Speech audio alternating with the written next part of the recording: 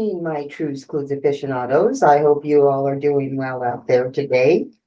Enjoying the start to the new year. I hope it's not been too overwhelming for you as it can be. It seems like it's a time of reflection and a time of change. Maybe a time of establishing, what do you call it? A New Year's resolution. I'm not good at those. I just try to set up goals for myself throughout the years, but I do have a goal this year. It's not a resolution, it's a goal, and growing my channel as much as I can. And if you're here watching me, welcome. Hello, and my official welcome is hello, my Trues Clues aficionados. I hope you all are doing well out there today. And I do have a good true crime story for you today. To me, it's one that needs to have light brought to and talked about. It happens a lot to Indigenous women. It happens a lot here to women, and it happens to women all over the world that end up missing for different circumstances. God only knows why, sometimes of their own volition, sometimes not so much. And I do want to go out of country. I want to go to a place called Nigeria, and I have worked with them. There's some very nice people, and it's a beautiful country, although it is a country that is, um, very low income making for its citizens. Its citizens often struggle quite a bit.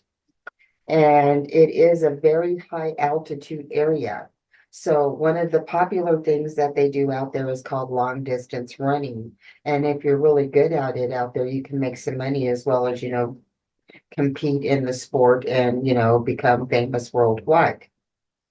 And that takes me to, well, let's go a little more into Nigeria. They live in very deep into their cultural values, and women are trying to establish their autonomy right now. In a place where it could be a little lackadaisical if you turn up missing, or there may be some concern about you. The response may not be so immediate as a family would hope for. So back in 2021, there was a young lady who had become a really good long distance runner, and she had started running at a very young age. They do have a lot of training out there to go to. And she would even run barefooted. She loved it so much, and she felt better at it running barefooted until I guess she got into more complicated contests and had to start wearing shoes. And in regards to the shoes, a lot of long distance runners do become product advertisements for shoe manufacturers because, of course, they're doing long distance running. And it's often a question that has come up. How much do employers have to be responsible for the people that are pitching their product? Is it just an employer-employee thing? Or because it is considered like a poverty-ridden area, would you want to invest more in that person or not? So a lot of times when these young ladies or even young men, I don't want to specify that it's one or the other, because I do believe that the darkness can fall on both sides. But anyway, the story I'm talking about today is about a young woman. And she had started running. She knew that she could make money doing that as well as she enjoyed it. She started winning contests, setting, herself a good pace there. Other people were starting to notice her. And well, I won't say young man, but a man started to notice her and wanted to coach her or offered to coach her. And he did. And then after a while, their interests grew in each other, and it became more than just a coach athlete relationship. Pretty soon they had gone off and they had gotten married, and the family didn't know about it. They thought she was having him only as her driver. So they were kind of in shock when Alice turned up married to this man. And so there was one lady who indicated, that there are people who are unscrupulous people looking for situations just like with Alice. And the man she ended up marrying, I believe, was 40 years old. And the day that she was unalive, she was 25. And this took place in 2021. And There was a runner there in the documentary, or one of the documentaries I had seen, where she's talking about how, they look for the father in the documentary, who was a trainer for the long-term runners and very popular in that part of the country, said that, of course, there's opportunistic people there to take advantage of the situation. These people are young, they're looking for help, they dangle a pair of shoes in front of them or something like that, and these people who are coming from very little get sucked into these situations. One lady, she was getting coached by the guy. The same thing happened. They fell into a relationship. She was winning contests. The contest money was being automatically deposited into her bank account. But when she would go check her funds or maybe go take some funds to go do something, it would all be gone. Her other half was just draining the bank account just dry. So she ended up having to get out of there, and she ended up getting help to get out and escaping that horrible life that she would have had. So the same thing could not be said for Alice Tierup. This was after she had won a bronze medal in the 10,000-meter race in 2017 and 2019 World Athletics Championship. At the 2015 IAAF World Class County Championships, Triop became the second youngest ever gold medalist in the women's race. Tirop, I'm sorry if I said it wrong. It's really hard for me to pronounce her name right. Tirop, 25, was a rising running star, and her death threw a spotlight on pressures faced by Kenya's female athletes who pay a huge and often tragic price for their spectacular success in a male or in a opposite sex dominated society. The husband of the Kenyan runner, Agnes Tirop, has been arrested in connection with her murder. The star athlete was found, like Friday the 13th, how he would attack people. And she had multiple wounds in her body, to her neck and to her abdomen. There was probably an altercation or something like that happened, law enforcement thinks. And Tirop did not survive that situation. She was definitely unalived. And they also found her car window had been smashed out. And then that's when they began to look for her husband, Amal Rotich. And after he'd gone missing, he called his family and he was apologizing for what he did. And he was like, I don't know, I shouldn't have did what I did. It was so wrong. But that didn't really fix what was going on. And he wasn't 40, he was 43, and he denied the charge that he had unalived her. And they did go through a dramatic court situation there. And the police had the discovery of her body, but that was weird how it happened because there was a race that had taken place and she never would have missed anything like that, missed anything like that without letting somebody know. So immediately the sister and the brothers knew something was up, as well as the town. It's not a very big place. Everybody knew that something was up immediately. So the family calls law enforcement. Law enforcement comes, they act kind of lackadaisical about it. And they kind of put off going over there. They're like, oh yeah, and they wait a long time. And then they're like, oh, well, it's late at night. We're just going to have to wait till tomorrow to go over there. So the family goes with law enforcement when they go over there. And true enough, the house is closed down. The fence is locked and everything. They use lock cutters. They get in the house.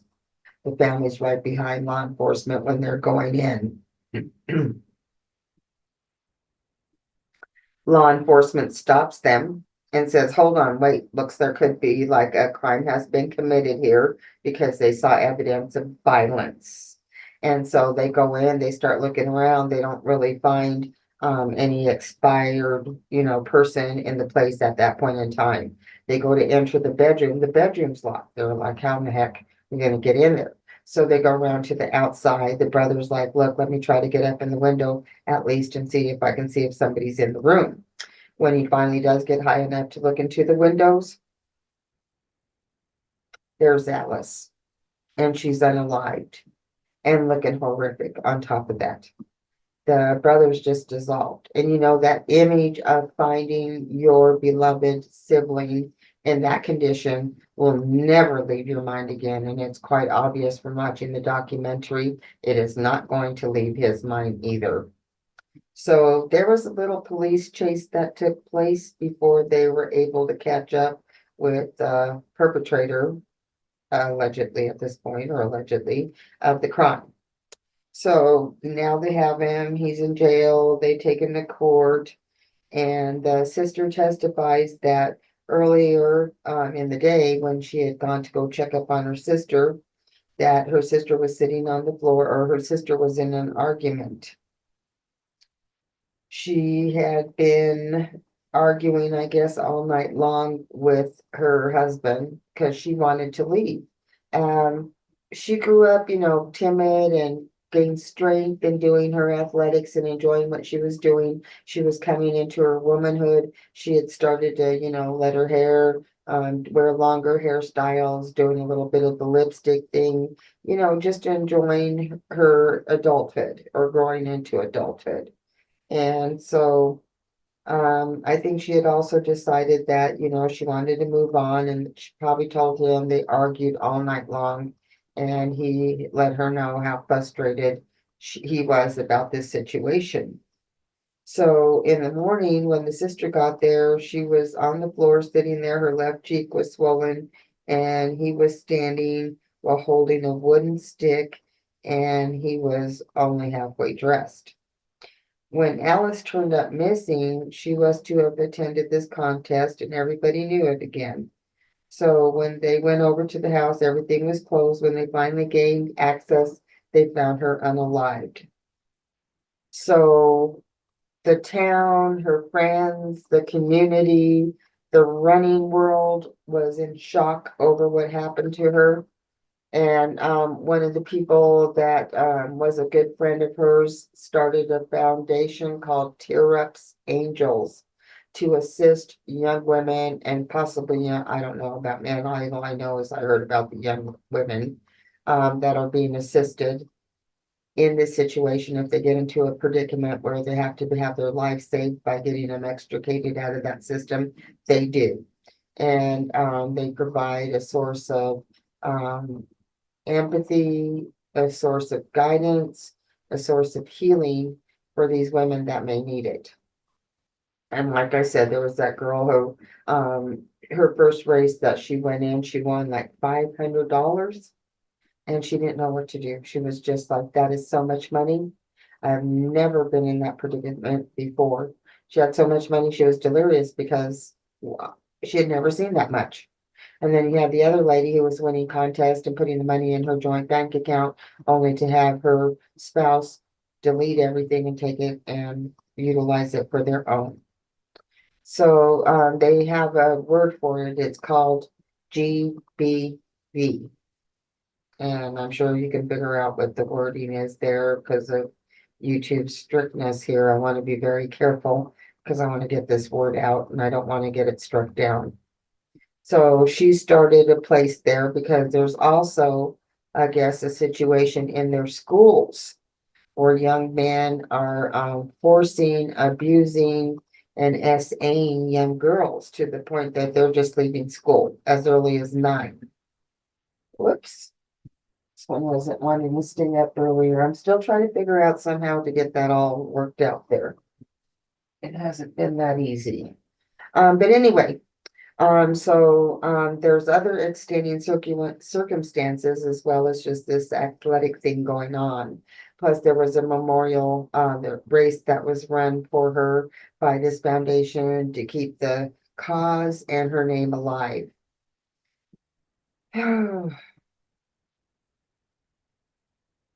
I'm not sure what to say about it. I mean, it just seems like the whole lackadaisical way that it was treated at the first time by law enforcement, the gall of him trying to say that he didn't do it. But I guess that's what you would have to do, I guess, if you're unable to face your actual crime. And so hopefully some good will come out of this situation, you guys. It's with the heavy heart that I give you this story because it just seems like so many people have so much promise, and to have it taken away just makes me sad. But anyway, you all take care of yourself out there. If you see something, say something, stay safe, more importantly, and I'll catch you for my next episode. Love you all. Oh, please like and subscribe. I got to start learning how to say that. Take care, you guys.